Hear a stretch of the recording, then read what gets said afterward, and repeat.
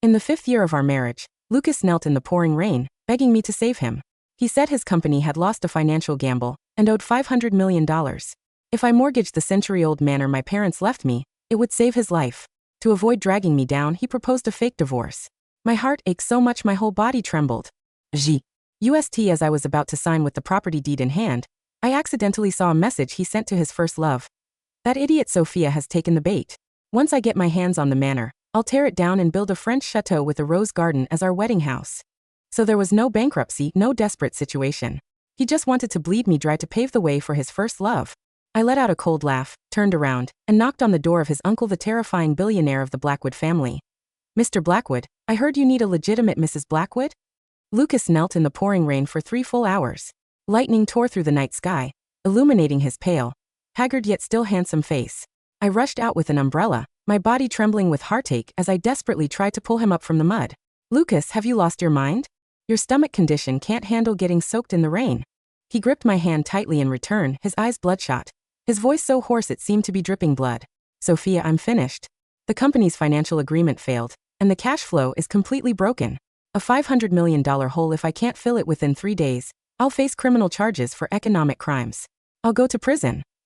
I felt like I'd been struck by lightning, my mind going blank. 500 million? Lucas only owned a subsidiary under the Blackwood Group. How could he suddenly owe such a staggering debt? He suddenly pulled me into his embrace. Rain mixed with his tears fell ice cold onto my neck. Sophia, I'm sorry. I'm useless. I couldn't protect our home. The lawyer said the safest option is for us to divorce immediately. I'll bear all the debts alone and absolutely won't drag you down. He lifted his head, his eyes filled with heartbreaking despair and deep affection. But Sophia, I don't want to go to prison. Can you help me? If you just temporarily mortgage that century-old manor your parents left you to the bank, we can get the last bit of life-saving money. Once this blows over, I swear I'll redeem it. I froze. That century-old manor on the hillside was the last keepsake my parents left me before they died in a car accident. It held all my childhood memories, every tree and blade of grass, and the shrine with my parents' ashes. 5 years ago, when Lucas proposed to me, he swore in the manor's rose garden that he would spend his life protecting me and the manor. But now he was asking me to mortgage it. Lucas, that's where my parents. My voice trembled. I know it's your life. He suddenly broke down, pounding the ground as muddy water splattered. If there were any other way, I'd rather die than ask you this. Sophia, are you going to watch me die? Seeing him in such pain, my heart softened. 5 years of marriage, he had always been gentle and considerate toward me. How could I watch him go to prison? All right. My eyes reddened as I nodded through tears. I'll mortgage it. We'll go handle the paperwork tomorrow. Lucas's body shook violently. He pulled me into a tight embrace, the force nearly breaking my ribs. Sophia, thank you. I'll repay you for the rest of my life, even if it means working like a slave. In that moment, I truly believed we were going through a life and death trial together. Until that night, Lucas developed a high fever from the rain and fell into a deep sleep after taking fever medicine. His phone slipped into the gap between the bed and the wall, the screen constantly lighting up. Worried it might be an urgent matter from company executives, I picked it up to check. Just one glance made me feel like I'd fallen into an ice pit. On the screen was a message from Victoria White. Lucas, did you sign the divorce papers? That manor from the Hayes family has such a great location. I want to tear it down and build a French chateau with a rose garden as our wedding gift. You promised me that once I returned to the country, you'd give me the best of everything. I stared at those lines of text, my blood instantly freezing, my whole body cold as ice. Victoria White. Lucas's first love who went abroad and whom he could never forget. My fingers trembling, I opened their chat history. I scrolled up. The more I scrolled, the more my heart felt like it was being sliced apart, shattered into fragments on the ground. That idiot Sophia has already taken the bait. Tomorrow we'll handle the divorce and mortgage. I made the fake 500 million account very clean. Damien won't notice. Once the money is laundered into the offshore account, I'll take you far away. I'm sorry you had to wait so many years, Victoria. Once I get the manor, that plain Jane Sophia will have no more use. Every sentence, every word was like a poisoned blade stabbing viciously into my heart. So there was no failed gamble. No $500 million debt. No desperate situation. This was a carefully planned scam from beginning to end. He not only wanted to trick me into leaving with nothing, but he also wanted to take my parents' last legacy to build a new house for his first love. I didn't cry. When the pain reaches its extreme, tears won't flow. I calmly took out my own phone and photographed these chat records, page by page, all of them. Then I put the phone back in its place and turned to look at Lucas sleeping peacefully on the bed. His brow was relaxed, and the corners of his mouth even carried a faint smile. He was probably dreaming about marrying Victoria White in a French chateau. I tugged at the corner of my mouth, revealing a cold smile uglier than a ghost's. Lucas, you want to use my life to please another woman? Fine. I'll see who ends up dead with nowhere to be buried. The next morning when Lucas woke up, I was already sitting on the sofa, holding the divorce agreement in my hands. He froze for a moment. Wild joy flashed in his eyes, but he quickly covered it with guilt and pain. Sophia, you didn't sleep all night? He walked over, wanting to touch my face with concern. I turned my head to avoid him and said flatly, let's go to the law firm. The sooner we finish, the sooner you can deal with the debt. Lucas's hand froze in midair, then he sighed. I'm sorry for putting you through this, Sophia. Once I get through this crisis, I'll definitely remarry you in a grand ceremony. I looked at his deeply affectionate face, my stomach churning with nausea. At 10 in the morning, we went to the law firm and signed the divorce agreement. As we walked out of the law firm entrance, Lucas's mother, my former mother-in-law Dorothy Lane, was already waiting beside a black Maybach. The moment she saw me, she immediately put on an anxious expression and rushed over to grab my hand. Sophia, I know you've been wronged, but Lucas is at a critical moment of life and death. Did you bring the property deed for that manor? Quick, let's go to the bank right now to handle the mortgage. The greed in her eyes was practically overflowing. I pulled my hand back and looked calmly at this mother-son pair. Dorothy, I can't mortgage the manor today. Dorothy's expression changed instantly, her voice rising sharply. Why not? Sophia Hayes, are you going back on your word? Do you want to watch Lucas die? Lucas panicked too, grabbing my shoulder. Sophia, what's going on? Didn't we agree? I watched their frantic expressions, sneering inwardly. Lucas, you forgot that manor is a national first-class historical protected building. According to the latest regulations, this level of asset mortgage requires a 30-day public notice period and review by a third-party asset evaluation agency. Otherwise, the bank simply won't approve it. This was the policy I'd looked up last night. Lucas froze, his face turning pale. 30 days? Why does it take so long? I can't wait 30 days. There's no way around it. That's the regulation. I looked at him innocently. Unless you can find someone with special privileges to smooth things over at the bank. But I'm a woman without power or connections.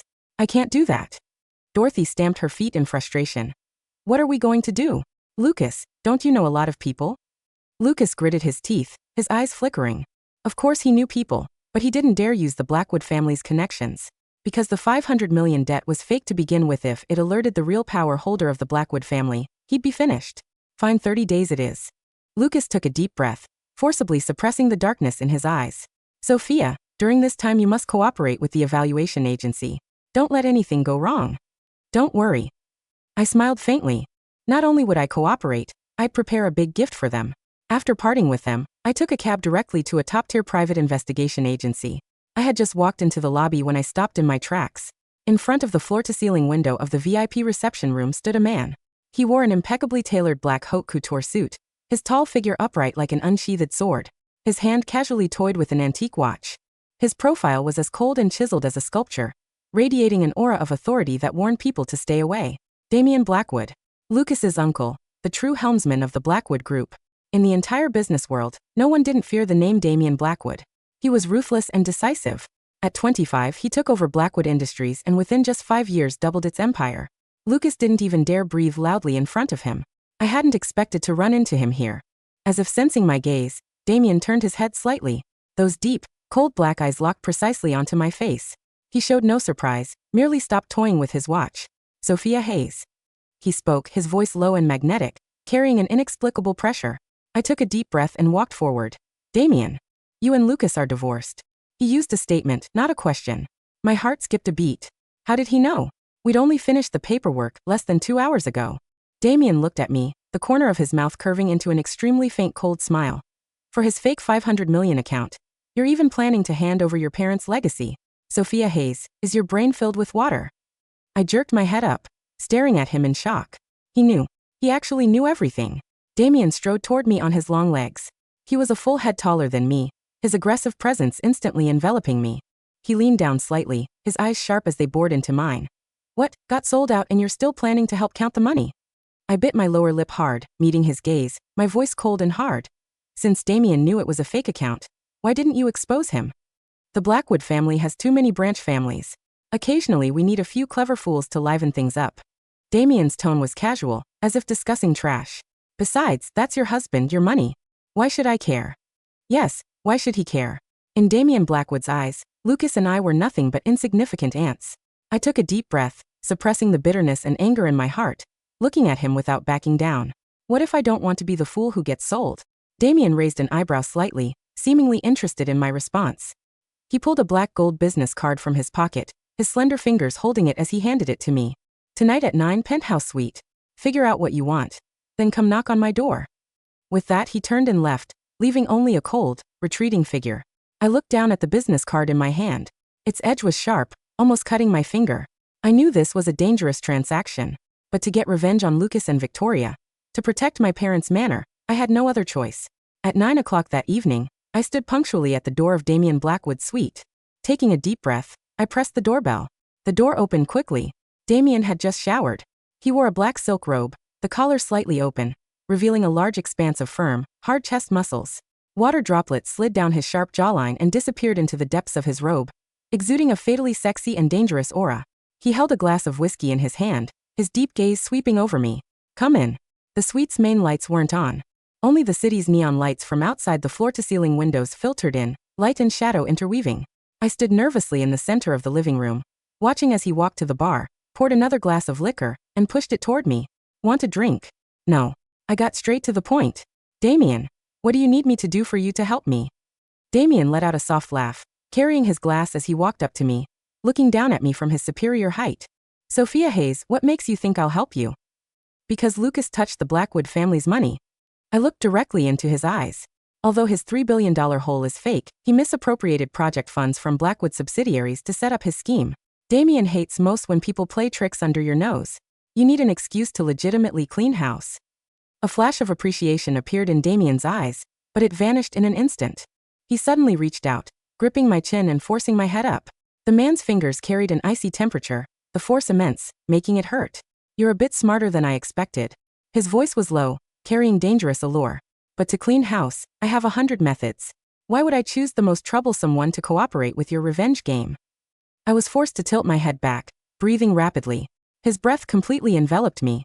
That intense male hormones and superior's authority made me almost unable to think. Because I gritted my teeth and steeled myself. Because you hate Victoria White. Damien's eyes instantly turned cold, the surrounding air seeming to freeze. I'd bet correctly. Victoria White's father had once been a senior executive at Blackwood Group. He was sent to prison by Damien himself for embezzling company funds. Victoria had been abroad these years, constantly using the Blackwood family name to swindle and deceive. Damien extremely detested this woman. Continue. He released his grip, coolly uttering one word. I rubbed my reddened chin and quickly said, Lucas plans to officially announce his takeover as CEO at next month's Blackwood subsidiary anniversary gala, and simultaneously announce his engagement to Victoria White. If on that day he's thoroughly disgraced in front of all the city's elite, Victoria will also become a complete laughingstock. Isn't that the scene Damien most wants to see? Damien looked at me quietly, emotions I couldn't understand surging in those unfathomable black eyes. After a long while, he suddenly smiled. That smile was cold, cruel, yet carried a trace of fatal attraction. Sophia Hayes, when a dog bites you, not only do you want to kill the dog, you want to skin it, pull out its tendons, make it into a specimen for exhibition. He turned and walked to the desk, picked up a thick document, and tossed it in front of me. This is all the evidence of Lucas misappropriating public funds, forging debts, and purchasing private islands abroad for Victoria White. My whole body shook. I immediately rushed over and opened the file. Every transfer, every forged contract, all clear and shocking. Lucas, how ruthless you are. For one woman, you not only wanted me to lose everything, but you also wanted to climb up by stepping on my bones and blood. This is just a deposit. Damien walked behind me, his warm breath spraying on my ear. To get the more lethal cards, you need to pay a price. What price? I turned my head, but unexpectedly crashed into his deep eyes. We were extremely close, so close I could see each of his distinct eyelashes. Damien's gaze slowly moved down, landing on my lips, his voice hoarse beyond measure. Become my woman. My pupils contracted sharply. I instinctively stepped back. Damien, what kind of joke is this? I never joke. Damien pressed forward step by step, pinning me against the cold floor-to-ceiling window. Sophia Hayes, if you want to trample Lucas underfoot, you need someone who stands higher and more stable than him. And I am your only choice. He reached out, his slender fingers gently caressing my cheek, his eyes deep as the sea. What's wrong? Unwilling? Or do you still have lingering feelings for that waste? No, I blurted out, my eyes full of hatred. I wish he were dead. Very good. Damien's lips curved with satisfaction. He lowered his head, his thin lips brushing past my earlobe. Then prove it to me. Go back and continue playing your devoted ex-wife. Keep them stable. When the time is right, I'll personally bring you out of the game. I leaned against the glass, my heart pounding like thunder. I knew I was making a deal with the devil, but as long as I could send Lucas and Victoria to hell, I was willing to fall into the abyss. For the next 2 weeks, I displayed astonishing acting skills. Every day I made soup for Lucas, showed concern about his debt progress, and even proactively contacted the evaluation agency, appearing eager to mortgage the manor. Lucas believed me completely and became increasingly gentle and considerate toward me, as if we'd returned to our honeymoon phase. Until that afternoon when I went back to our former marital home to retrieve some forgotten documents. Just as I unlocked the door with my fingerprint, I heard flirtatious laughter coming from the living room. Dorothy, this sofa set is too dark. I want to change it to cream white. And those floor-to-ceiling window. Dorothy, this sofa set is too dark. I want to change it to cream white. And those floor-to-ceiling windows need French lace curtains. This place looks so drab, like an old woman's closet. Victoria's voice, sweet and dripping with simulated innocence, floated from the living room. Oh, my sweet girl, do whatever you like. Dorothy Lane's voice followed, filled with a sycophantic warmth she had never once shown me in 5 years. This house is yours now anyway. Once Lucas gets that stupid Hayes girl to sign over the manor, we'll sell this apartment and move into the chateau. You'll be the most respected lady in New York. I stood in the entryway, my hand resting on the cold metal of the door handle. I didn't push the door open immediately. I let my phone record their laughter, their clinking glasses, and their casual, greedy planning of how they would dismantle my life. Then I walked in. The click of my heels on the marble floor made both of them freeze. Victoria sat on the Italian leather sofa I had bought with my first year's salary, a glass of Cabernet in her hand. She was wearing a white dress that looked remarkably similar to the one I had worn on my wedding day. Dorothy was beside her, holding a fabric swatch. When she saw me, the warmth on her face vanished, replaced instantly by a sharp, defensive scowl. Sophia? What are you doing here? Dorothy snapped, standing up to block my path. You've already signed the divorce papers. This apartment belongs to Lucas. You shouldn't be barging in without an invitation. I came to get my parents' college journals, I said, my voice completely flat, as I walked past them toward the study, and a few corporate tax files I left in the drawer. Victoria stood up, her 4-inch heels clicking as she followed me into the corridor. She leaned against the wooden frame of the study, her emerald-cut diamond ring catching the dim hallway light. Sophia Hayes, she said, her voice dropping into a low, mocking whisper. You're still acting so tough. But we both know you're just a discarded ex-wife. Lucas only spent 5 years with you because he needed your family's old money connections to get his subsidiary off the ground. Now that he's taking over as CEO of Blackwood's logistics wing, you're nothing but a ghost in his closet. I pulled open the desk drawer, found the folder of journals, and placed them neatly in my bag. A CEO? I asked, turning to face her. He told you he's taking over the logistics wing? Of course, Victoria sneered, her chin tilting up with an arrogant, triumphant pride. Damien Blackwood is preparing the appointment letter for next week's anniversary gala. Lucas will be the youngest CEO in the group's history, and I will be the one standing beside him on the stage, wearing the Hayes family's legacy. I looked at her face, the smooth skin, the expensive jewelry, the dark, greedy ambition in her eyes. Then I wish him luck, I said. I walked past her, my shoulder brushing hers. Sophia, wait. Dorothy yelled from the living room, striding over to grab my pack. You're not leaving with those files. Those belong to Lucas's corporate accounts. These are my personal tax records from before our marriage, Dorothy, I said, my grip on the strap tightening, my eyes turning so cold that she instinctively let go, her face turning an ugly, mottled red. You ungrateful bitch, she shrieked. We let you live in our family's circle for 5 years. If it weren't for Lucas, your parents' manor would have been demolished by the state long ago. You should be begging us for mercy, not acting like a lady. I closed my bag and looked at the mother-son pair's picture on the console table. The 30-day notice period for the bank mortgage ends next Thursday, I said, my voice quiet as ice. Tell Lucas to prepare his best suit for the gala. He'll need it. The nights at Damien's penthouse were silent, the floor-to-ceiling windows showing the glittering, cold grid of the Manhattan skyline. I sat on the dark gray leather sofa, my knees pulled to my chest while the amber light of his desk lamp cast a long, sharp shadow of his figure across the room. He was reading a corporate audit report, his silver pen ticking rhythmically against the paper. Click, click, click. Lucas has requested a direct transfer of $40 million from the subsidiary's reserve account to a shell company in the Cayman Islands, Damien said, not looking up from his paper. He thinks the transaction is hidden under the harbor expansion budget. Is it? I asked. It was, Damien said, a low, dangerous chuckle escaping his throat. He set the pen down and turned his head to look at me. His deep black eyes were entirely devoid of warmth, but they held a sharp, predatory satisfaction. But the Swiss bank we use for our corporate lines is owned by my personal foundation. The transfer has been flagged and held in a secondary escrow account. He thinks the money is already in Victoria's name, but it's currently sitting in my vault, waiting for the signature of the chairman. He stood up, walking toward me on his long legs, his physical presence instantly enveloping me. You've been very quiet lately, Sophia, he said, leaning down to press his lips against my neck, his fingers wrapping around my waist with a possessive, heavy grip. Are you still thinking about that waist? No, I said, my fingers digging into the fabric of his black silk robe. I'm thinking about how much I want to see his face when the curtain falls. Good, Damien murmured, his voice hoarse as he pulled me closer, his breath hot against my skin. The gala is on Thursday. I've already instructed the security team to prepare the VIP passage. You'll be entering with me. And the manor? The Hayes Manor has been transferred to the Blackwood Historical Foundation, he said, his lips brushing past my earlobe. It is now permanently protected under federal heritage laws. Lucas couldn't touch a single stone of it even if he had $1 billion. My eyes closed, a deep, shuddering sigh of relief escaping my chest. My parents' legacy was safe. Now, all that remained was to drag the thieves to the gallows of their own ruin. The grand ballroom of the Blackwood Plaza was a sea of crystal, white orchids, and gold leaf. Every prominent business leader, politician, and high society family in New York had arrived for the subsidiary's 30-year anniversary gala. The air was thick with the scent of expensive perfume, French champagne, and the quiet, heavy hum of absolute, untouchable wealth.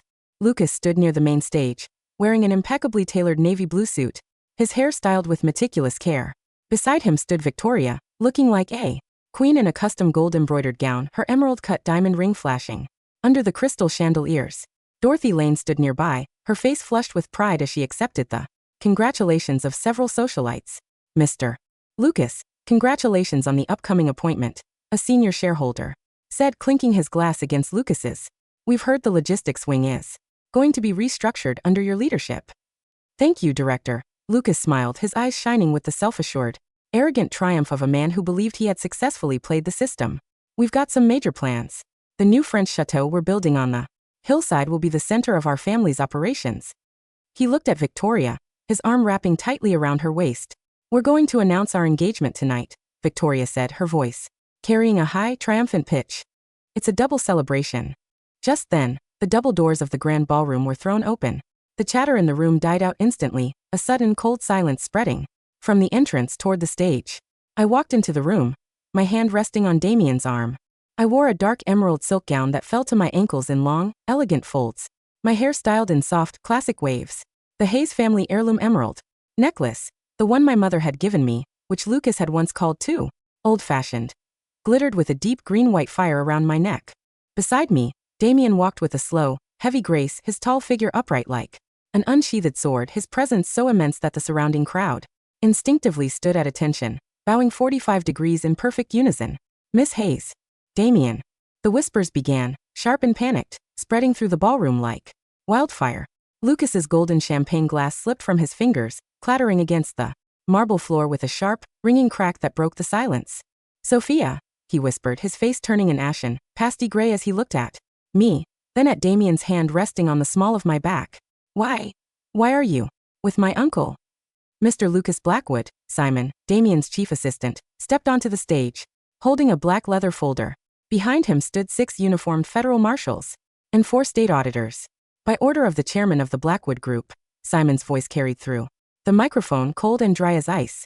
Your appointment as CEO of the logistics wing has been cancelled, and you are under arrest for corporate embezzlement, financial fraud, and the misappropriation of $40 million of public funds. No, that's a lie, Dorothy Lane screamed, rushing toward the stage, her expensive silk dress looking crumpled as she pointed her finger at me. This is Sophia's doing.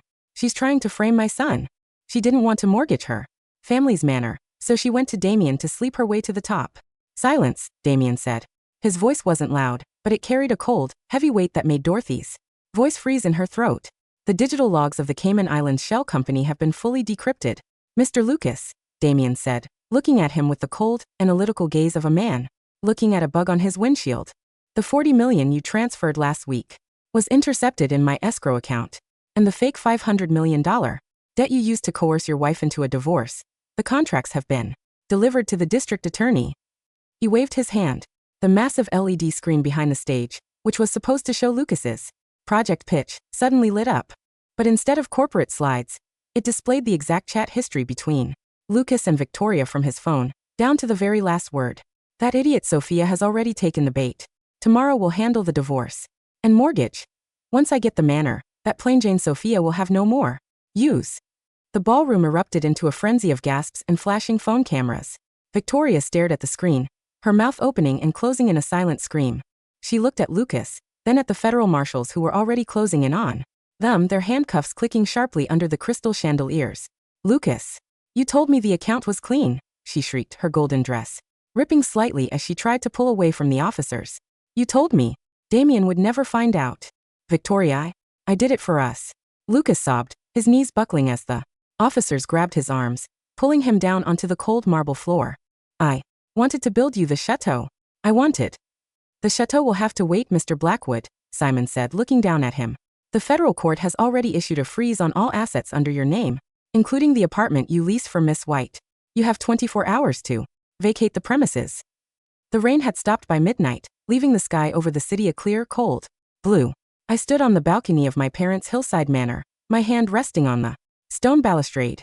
The warm yellow lights of the mansion shone behind me, casting a soft glow over the ancient rose garden that was finally completely mine. The double doors of the balcony opened slowly, and Damien walked out, holding a wool coat. He wrapped it around my shoulders, his arms holding me from behind, his chin resting against my temple. Are you happy, Sophia? He asked, his voice low and magnetic. I am, I said, a soft, bright smile finally touching my face as I looked out at the city lights below. The house is quiet now. No one is trying to tear it down. The court finalized the asset distribution today, Damien said, his fingers gently playing with the emeralds around my neck. Lucas was sentenced to 12 years in a federal facility. His mother has been forced to rent a small room in the East District, and Victoria, her father's old fraud cases have been reopened because of her involvement in the money laundering. She's facing 5 years.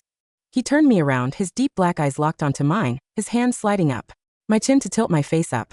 And you, Sophia Hayes, he whispered, his lips brushing past mine. Are you ready to become the true Mrs. Blackwood? Yes, Damien. I smiled, my arms wrapping around his neck as I pulled him down. For a kiss, the cold winter air around us completely clean, and the future before us entirely our own.